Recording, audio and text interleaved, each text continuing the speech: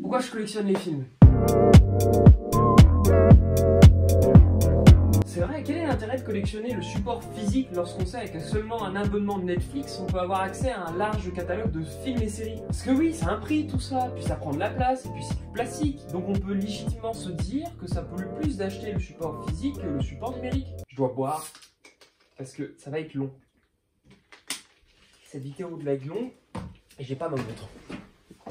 Pour le prix, nous sommes d'accord, hein, les Blu-ray ça coûte assez cher, hein. On tourne autour de 15 € pour une édition simple et puis on peut taper vite au-dessus si on prend des éditions au-dessus.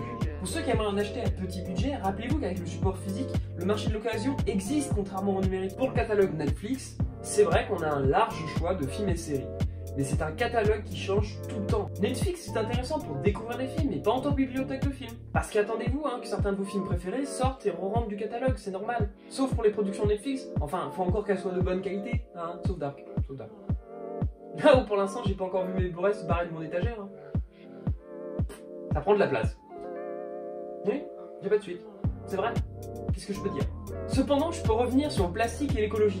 Je ne suis pas ce qu'on appelle un écolo, mais en tout cas je trie simplement mes déchets et j'évite de les jeter par terre. Mais je sais comment fonctionne le dématérialisé. Et c'est bien plus fourbe qu'on puisse le penser. Hein. Tout d'abord, on va casser une idée reçue.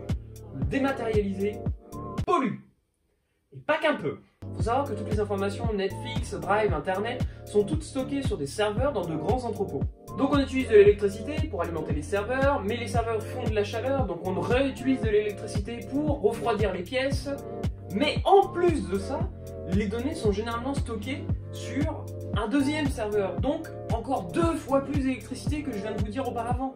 Même si les données sont extrêmement compressées, ça représente beaucoup de consommation électrique. Alors quoi de mieux qu'être alimenté en électricité directement à la source des usines d'électricité, c'est-à-dire des usines de charbon.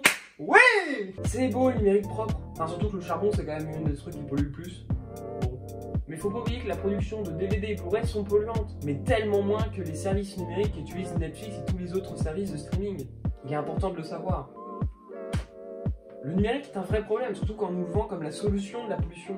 C'est d'autant plus triste de le voir prendre le dessus sur le support physique. Mais je suis pas là pour faire la morale, car pour écrire ce texte, j'ai moi-même utilisé un ordinateur et j'ai moi-même un abonnement Netflix. Ce qui est intéressant de posséder des films aussi, c'est d'avoir de beaux objets comme les steelbooks qui ont de belles éditions et magnifiques. Et tous les Blu-ray sont accompagnés de bonus qui en font le bonheur des passionnés de cinéma.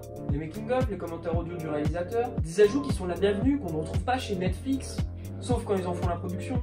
Encore faut-il parler de comment la série est réalisée et ne pas se féliciter de voir comment les gens l'apprécient. C'est vraiment une merde quand même ce truc. Le fait que dans certaines régions de France, l'accès à internet peut vite devenir frustrant. De ne pas avoir la possibilité de voir son film en HD 1080p constant. C'est pas mon cas pour la 1080p, mais plutôt pour la 4K où là c'est compliqué et ma vie est un enfer. C'est donc intéressant pour moi d'acheter les Blu-ray 4K pour avoir la qualité constante. Autre chose, l'ajout essentiel du support physique, c'est la transmission des œuvres. Le fait de pouvoir partager des films qu'on a aimés à de la famille, à des amis. Hein Idriss, tu pourrais rendre mon lock au lieu de le regarder 4 fois d'affilée, s'il te plaît? Si on n'avait pas donné de nouveau la chance aux œuvres, on n'aurait jamais entendu parler des Évadés et de Fight Club par exemple. Après voilà, j'aime acheter mes films, j'aime découvrir les films sur Netflix, chacun ont leurs qualités, chacun ont leurs défauts, mais le plus important c'est d'être au courant. Merci à tous et à la prochaine.